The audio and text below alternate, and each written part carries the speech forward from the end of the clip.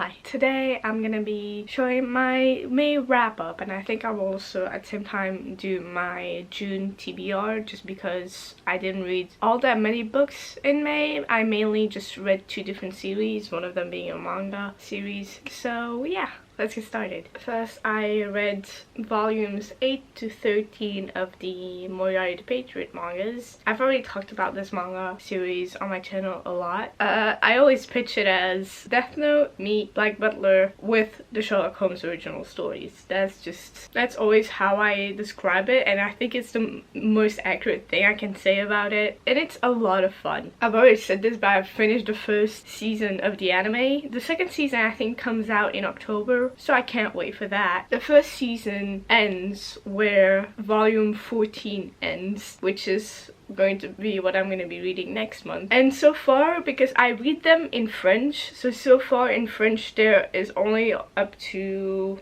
volume 15 out. So when it comes to the second season, I'll only have 1 manga, and the next one comes out in August or October, something like that. So yeah. Also, if I sound a little weird, it's because I have a ton of allergies now because there's a bit of pollen outside. It's very warm and I have a lot of allergies, so I'm sorry if I sound a little weird or if I do it a little too much.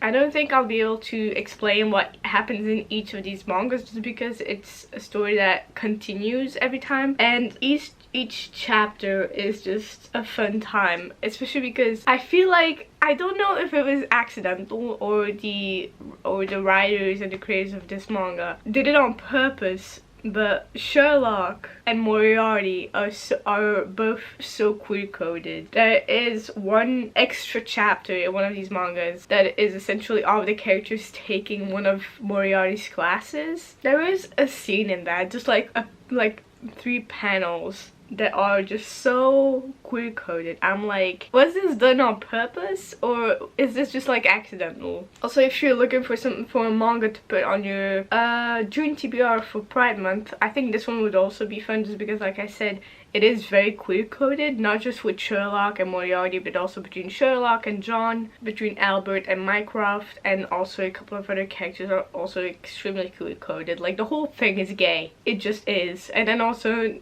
let's not forget to add the trans character in this, which I'm not going to say who it is because it's kind of like a plot twist and it's really fun. There's also James Bond is in this. Why did they put James Bond in this? I don't know, but it's very fun. I like that they just like blended both Sherlock and James Bond together, and it works. It works.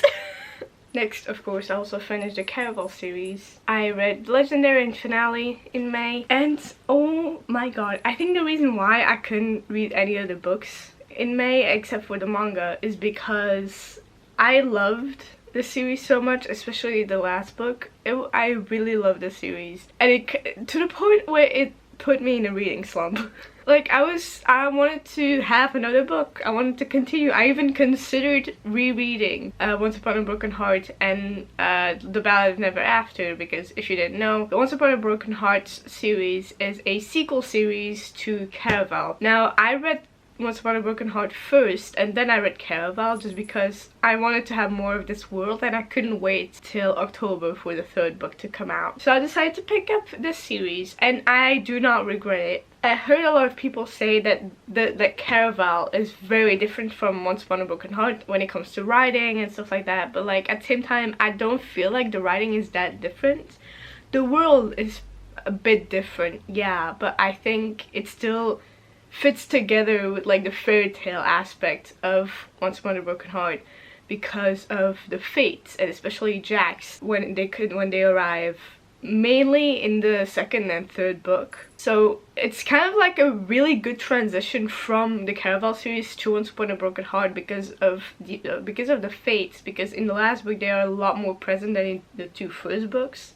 The first books, I think there's mention of the fates, but none of them are there yet until the 2nd book. And so when it comes to the last book, there is a lot more of the fates, and there's a lot more of a fairy tale aspect to it, especially in book 2 as well. And like, because of the fates, it translates better to Once Upon a Broken Heart, especially because I think that, was it in Finale or in Legendary? I don't remember, but there was a line that, yes, I think it was in finale, where when it came to poison, one of the fates, where they talked about him poisoning a wedding, and then the stepsister of the bride freed them all by poisoning herself, which was how how the curse would have been broken.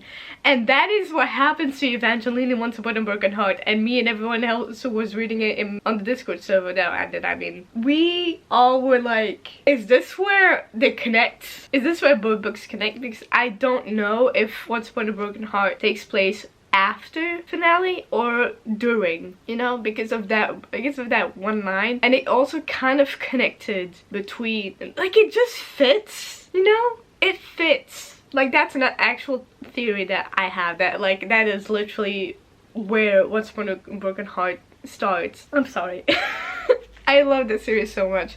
Stephanie Garber, through Once Upon a Broken Heart and Caraval, has now become one of my absolute favorite authors of all time. I love her writing. I love her world building. I love her characters. And I obviously, like I said in my wrap-up video where I talked about Caraval, one of the main characters, Scarlet, has synesthesia. Now, at first when I started Caraval, I thought there was just like another way, because I read a lot of authors that, you know, describe things with colors, like describe certain colors with feelings, but it's not in the same way that my synesthesia works. And then the more I continued reading Caraval, I was like, does this bitch have synesthesia?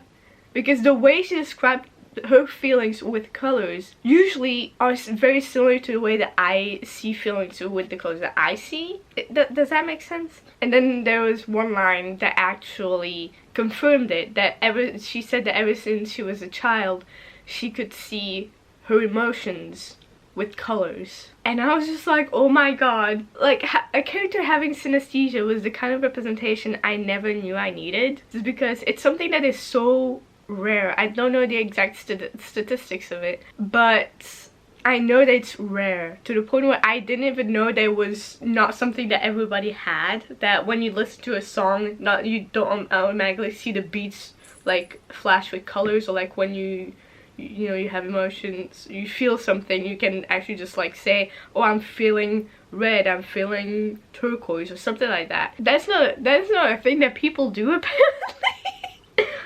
I learned that the hard way in school. So yeah, her having that was really cool, and I thought it was just a fun little personality thing that the author added in. I even thought maybe Stephanie Garber has synesthesia, which wouldn't be surprising, but I don't think she does because of finale. It was foreshadowing to something. So yeah, I think my least favorite in the series is Legendary, and I think I heard that that's kind of like the general feeling of everybody, that Legendary is kind of like a meh book. Like book 1 and 3, sorry. Book 1 and 3, oh my god. I think it's because Caraval and Legendary are pretty different, because once you finish Caraval, you kind of know exactly how the world specifically works. And so the sequel kind of feels underwhelming. The sequel kind of feels underwhelming compared to the first book. I think there is a character that saves Legendary, and it is Jax. I didn't know that Jax only appeared in the second book for the first time. I thought it was going to be there from book 1. Well, he does at the end of book 1. But yeah, overall this whole series is close to a 5-star, except for Legendary. I think I gave Legendary a 3 or 4-star, I don't remember. Also, Caraval is one of those series that once I started getting into reading, it was one that was always recommended, you know, like it was always a very popular series. But I never got around to reading it in the first place, because the thing about popular books that I've seen when people talk about them is that they're always just like, oh my god, this book is amazing, yada yada yada, but they never explain what the book is actually about. And like, I know there's a lot of people, especially on TikTok, who make like videos, I'm gonna convince you to read this series based on its aesthetic. That doesn't do it for me. Because usually when it comes to reading books, the aesthetic of a book is very different in my head than the pictures that they show, and so doesn't have the same feeling. Like It has, and that is the same way with almost every book. Like, and so when it came to Caraval, I never really knew what the series was about. I know it had something to do with a circus, which in the end it didn't even have anything to do with a circus, not really. So it's kind of weird. But yeah, I'm glad I finally got around to reading it, and I can see the hype behind it. It's definitely one of those series where the hype was justified. And I want to see the same hype for Once Upon a Broken Heart. Please. Oh my god. Because I don't see a lot of people talk about Once Upon a Broken Heart. Maybe because I didn't get around to reading it until the second book almost came out. I think it came out a month after I read the first book. And at that point, I think the hype had already died down. But I hadn't seen that many people talk about it. It was only until I saw one fan art of the vampire scene. If you know, you know. I saw fan art of that. I'm like, I don't like vampire books, but this looks good. It's not even a vampire book. There are vampires in it, but it's not like the center of the story. So the fact that the thing that convinced me to reading this book is something that I'm barely interested in says something for some reason. Okay? Okay. So that was the wrap up. Like I said, it's very short just because I only read these mangas and then the two last books in the Caraval series. So now we're gonna jump into my June TBR. Obviously, Moriarty volumes 14 and 15. Are we surprised? Absolutely not. Also just want to show y'all the dust jacket for this one, because this is the manga that ends the first season, and it is a reversible dust jacket. Now hold on a moment, because this is what it's supposed to be, you know, with just one character, no basic color, the main thing. But then they decided to sell it like this. When I tell you this manga series is queer coded,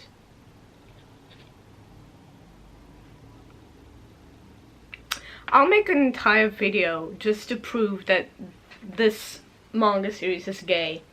Like, I'll make an entire video about it just to prove my point. Nobody's gonna ask for it, but I'm still gonna do it. Then obviously for volume 15 we've got Jack the Ripper on the cover, you know. And because I'm gonna feel sad that I don't have volume 16 yet, A Study in Scarlet by Arthur Conan Doyle. I haven't ever read the original novels, okay? I know, that's weird. I say that I'm a huge fan of Sherlock and I've never read the original novels. Kinda hypocritical, but oh well. I'm almost halfway through this one. I randomly picked this up when I finished volume 13 because I wanted to keep going, but at the same time I was scared. I was scared to get to volume 14, and so I wanted to read something in between to kind of like calm myself down, and so I decided to pick this up. And so far, from what I've read already, I think the two most accurate adaptations I've seen so far are probably the BBC TV show Sherlock and Moriarty the Patriot. Like, mix those two together and you've got this, literally. There are obviously things they had to change because of copyright problems, I guess. But when it comes to the storyline, especially for like A Study in Scarlet, which in the TV show is called A Study in Pink, and in the manga it's called A Study in S. There are a couple of changes that they made, but like the main thing that they kept from this is like the main gist of it is in there. And I listen, I just got to a point where I thought that part of the case, that part of that story was made up by the creators of Moriarty the Patriot, but no, the granny fucking vanished. Now I know that in the manga it was Fred disguised as a grandma. Don't tell me someone was actually disguised as a grandma in this one as well, because I will laugh. There's also something that I knew from the get-go, just because of the way that people talked about Sherlock in the original novels, is that in the other adaptations that have been made of Sherlock, they always forget to add his silliness. Like, this man is so painfully unserious. I already know that in every other adaptation of Sherlock Holmes, he is severely autistic coded. Like, if you make a Sherlock Holmes adaptation and he doesn't come across as autistic coded, you made a mistake, because that is not our Sherlock. In this, the autism is everywhere. Oh my god, he infodumps every other page. What the fuck? He infodumps more than me, which is saying something. I don't think they added that in the manga, the info dumping, but they did add a lot more of his personality that is from this in there. Like his silliness, like he always easily laughs at people for like just because he thinks their theories are adorable. And I really love that. Just because I feel like in the other adaptations they always make him a little more just, you know, cold and calculated. Like there are obviously in the Sherlock TV show on BBC that he has some instances where he is a little bit more funny, like a little more silly, like when he has a new case he like jumps happily. That's literally in there, and in here, but for the rest it's not really there. He's mainly just like very socially unaware majority of the time, but it's not like in the silly way that is presented as in here. I hope I'm making sense. So yeah, I'm just very happy that I started reading this. Next, Happy Place by Emily Henry. Let's address the elephant in the room, the size of this bitch. Because my paperbacks are from Penguin, yeah, and the only you know Penguin books that have come out for Happy Place are hardbacks. I don't have the hardbacks, I have the paperbacks. The only paperback that I could find with the matching cover to my other covers is this huge ass bitch. Why? And apparently I'm not the only one. Apparently also the US covers have the same issue where it's a completely different size. Why? Anyway, the way the last two Emily Henry books have gone wrong for me. First, Book Lovers. I ordered that bitch on Amazon and then the package got stolen. It got stolen. Then I bought it again, but in the store this time, and then I didn't like the book. I fooled myself into thinking that I liked it, but then later on thinking about it I was like, I didn't like it as much as the others. But I wanted to like it just because of the hardship I went through to get that book. I'll make a whole ass story time about that package because it's insane. It's insane and makes me mad at Amazon that why don't they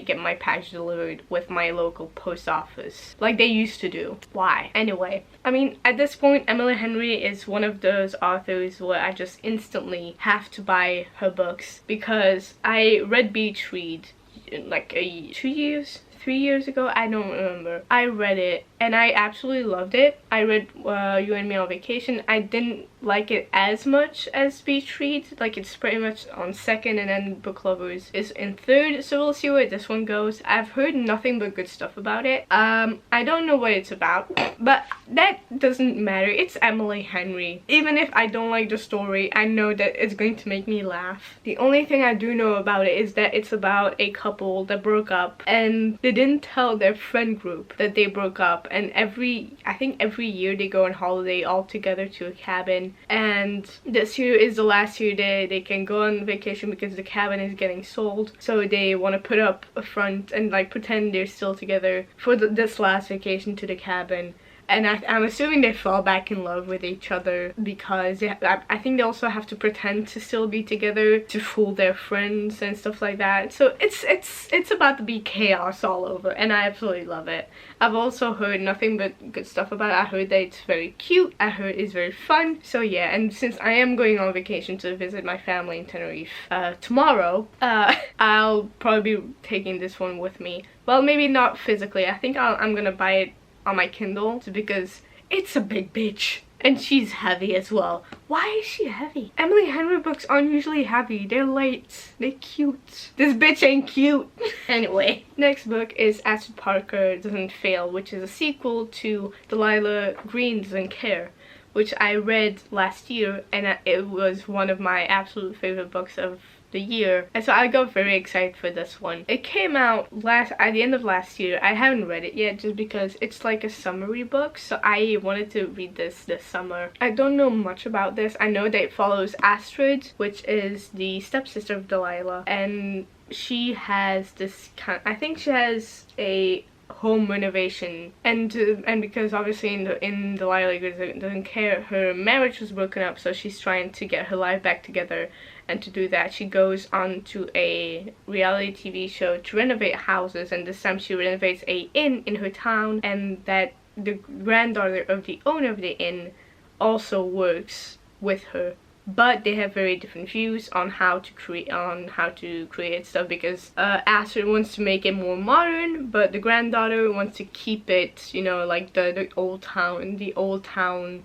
feel, like, you know, kind of like cute and cozy and not modern at all. Apparently there's a lot of rivalry there, and kind of like hate to love situation. I've also heard nothing but good stuff about this, so it's gonna be a fun time. It's gonna be a good time.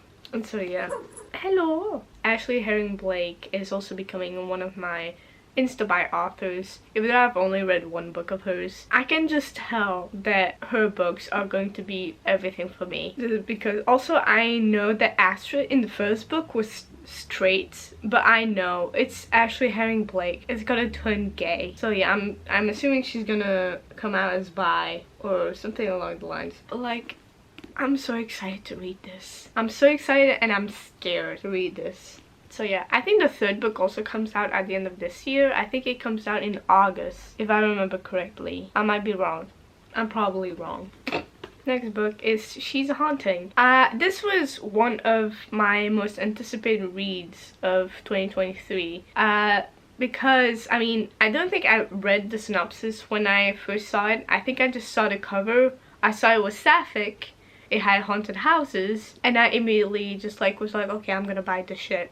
I mean, also the cover, you cannot tell me that it does not look similar to House of Hollow. I mean, it has the same vibe, right? I love sapphic horror books with these covers. Like, you have a cover like this and it's horror and it's sapphic, I'm gonna buy it. I don't care if it's good or not. I'm just gonna... How can you not love these covers?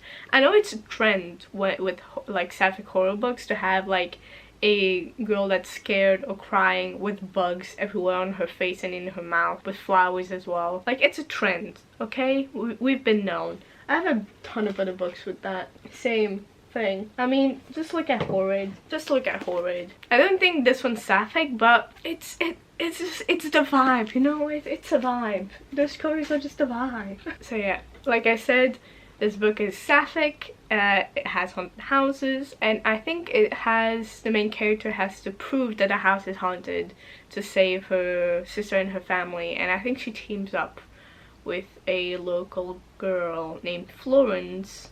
This summer, Jade Nguyen has one goal: to survive living alive with her sister and their estranged dad while he fixes up a decaying colonial house in Vietnam. If she can be straight enough, Vietnamese enough, American enough, then college and freedom will be hers. But the house has other plans. Dead bugs line its windowsills, and its gardens grow monstrous blooms. Then the ghost of a beautiful bride gives Jade a cryptic warning: don't eat. With the help of rebellious local girl Florence, Jade is determined to prove the house is haunted and that it won't rest until it consumes her family completely. So yeah, Sapphics, haunted houses. She has to convince her family that the house is haunted so that they can go with the help of Florence. It's a vibe!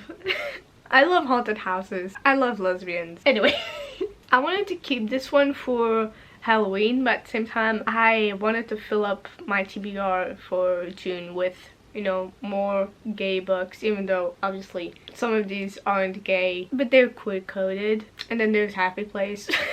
So this one's going on there as well. I don't know if I'll get to all of these this month, because I mean, I'm a slow reader, and since I'm going on vacation I won't have all of my books with me.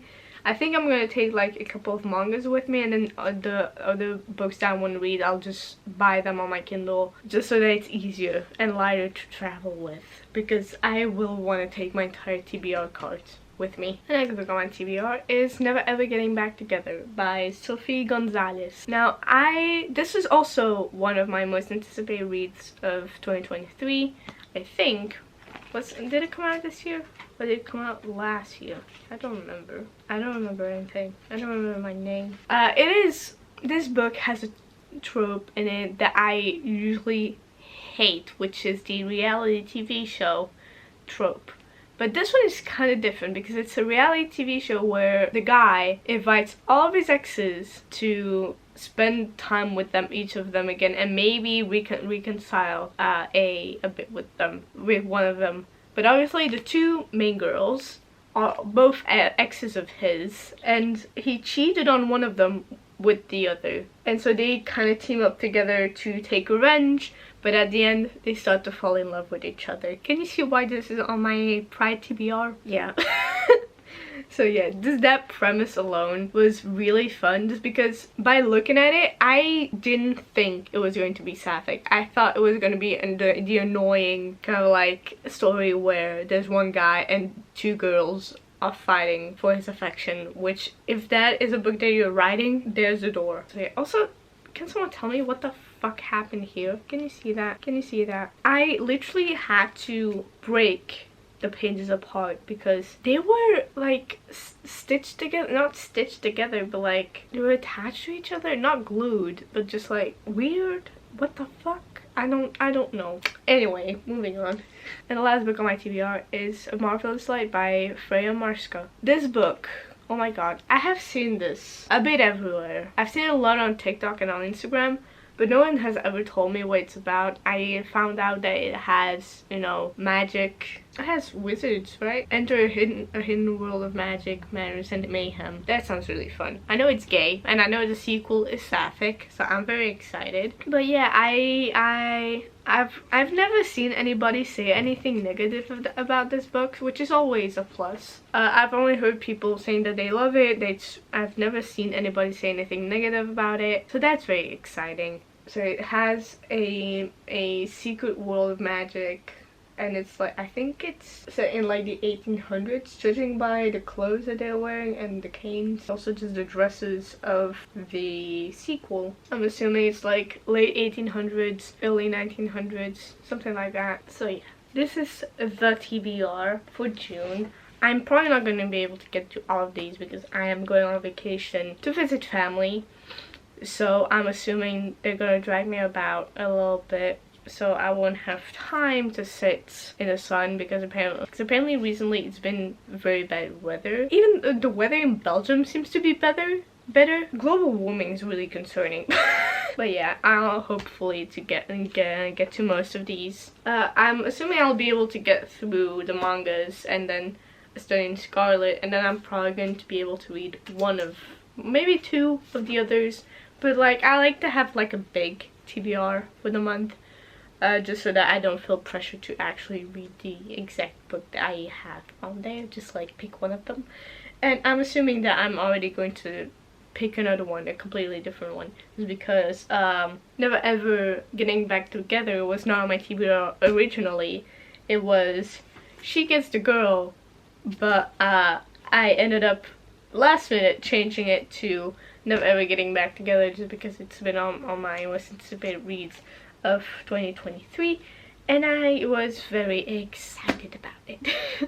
So yeah, it's probably gonna be either one of those. I might even add another one that has nothing to do with any of these, just because I don't know what I feel like reading. I've been so immersed in these mangas, I don't know what else to read anymore. So yeah, it's gonna be a blast. It's gonna be something, certainly. So yeah, I hope you guys liked this video. Obviously while I'm on vacation, my Etsy shop will be put on holiday, but you can still go check it out and like look at the stuff there is. I usually announce what I sell on my Instagram, so I will also leave that one link down below. I'll also leave the link to my Etsy shop itself down below, so you can check out already the things that are already available. And I'll see you guys in the next video.